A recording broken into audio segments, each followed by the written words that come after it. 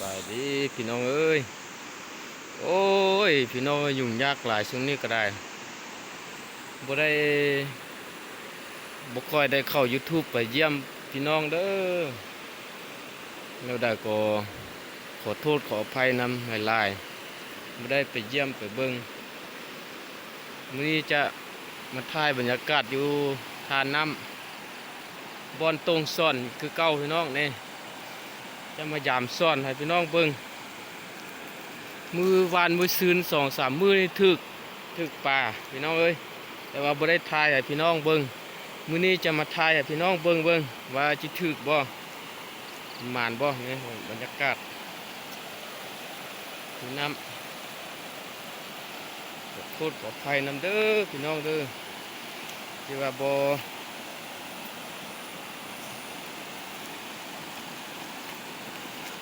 ได้ไปเยี่ยมพี่น้องนะแต่ก็ขอโทษขออภัยแต่งตั้งกล้องนิดนึงก่อนพี่น้องเอ้ยกล้องก่อนกล้องแล้วก็จะไปยามนี่ซ่อนอยู่มอนี่แป๊บหนึ่งตั้งกล้องก่อนกล้องอยู่ดีก่อนซ่อนอยู่บนนี้แหละเมื่อวานนี้ถึก2-3ตัว